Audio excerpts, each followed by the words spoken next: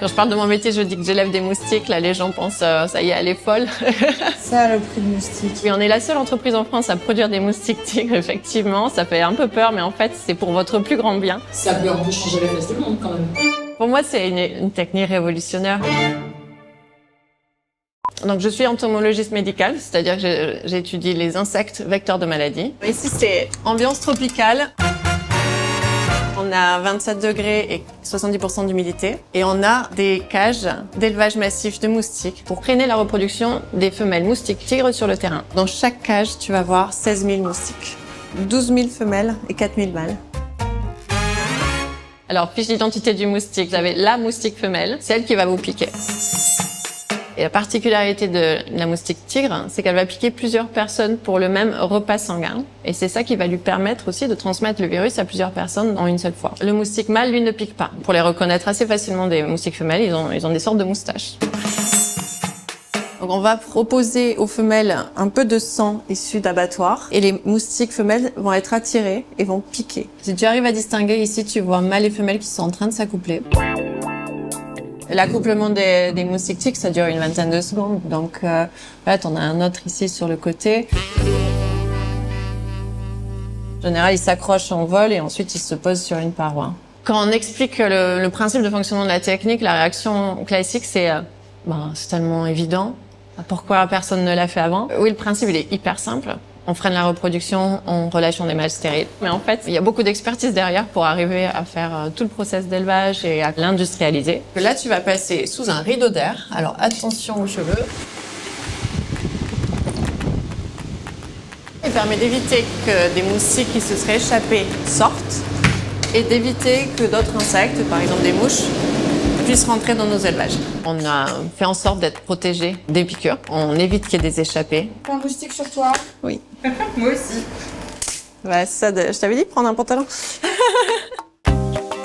Donc tu vois, dans les cages où tu as vu les accouplements mâles et femelles, ça nous permet ensuite de récolter des œufs. Chaque point noir, c'est un œuf. On a environ 1 million d'œufs sur cette ponte. Et ce qu'est en train de faire Paola, c'est de brosser les œufs pour pouvoir les concentrer pour le stockage. Ici, on va rentrer dans la salle d'élevage des larves. Donc, c'est une salle où on va mettre en éclosion les œufs et suivre tout le développement larval. Chaque bac que vous voyez ici, on va mettre des œufs dans de l'eau et chaque jour, on va leur donner de la nourriture. Donc, c'est la petite odeur qu'on sent, c'est une nourriture à base de protéines de poisson et protéines d'insectes. Donc, ici, tu vois, c'est un bac dans lequel on a les larves qui sont développées. Elles sont sur la fin du cycle. Avec les fortes températures, la prolifération en été, elle est exponentielle. Donc cette femelle, elle pond une 60aine d'œufs à chaque ponte. Ces œufs peuvent se transformer en adultes en une semaine. Donc ici, c'est la version future de l'élevage. On aura jusqu'à 1,5 million de mâles stériles qui vont pouvoir sortir à la semaine. Et le site futur que l'on souhaite, il va pouvoir produire jusqu'à 100 millions de mâles par semaine. De ces larves, on va récupérer les nymphes, donc le stade entre larves et adultes, et c'est là qu'on va pouvoir trier mâles et femelles.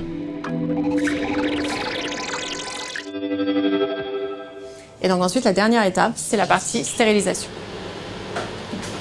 C'est une porte en plomb. Donc c'est notre machine à rayon X. Là, je vais lancer une stérilisation. Le mâle, il ressort intact. Il est capable de voler, d'aller s'accoupler. Son spermatozoïde, il reste motile et il va inséminer l'œuf, mais l'embryon ne va jamais pouvoir se développer. On travaille par exemple avec des collectivités qui vont nous dire « Moi, je veux que tu me protèges cette zone parce qu'il y a un cimetière, parce que j'ai ma population qui y va souvent, parce qu'il y a des écoles. » Toutes les nouvelles femelles qui vont émerger du terrain auront beaucoup plus de chances de rencontrer nos mâles que les mâles sauvages parce qu'on en relâche plus ou moins 10 fois plus. Les résultats qu'on attend, c'est ce qui a pu être démontré à l'île de la Réunion notamment, une baisse de 60% de viabilité des œufs sur la première année d'intervention. La deuxième année d'intervention, on va descendre jusqu'à 90% en moins. On a une technique qui s'adapte à d'autres insectes, à d'autres espèces de moustiques, comme celui qui transmet la malaria, et qui tue 500 000 personnes par an, et notamment des enfants de moins de 5 ans. Pour moi, c'est une technique révolutionnaire parce que c'est une des rares solutions qui permet d'agir à grande échelle. C'est les insectes eux-mêmes qui se dispersent. Donc ça donne une efficacité qui est incomparable. Ça peut un peu changer la face du monde.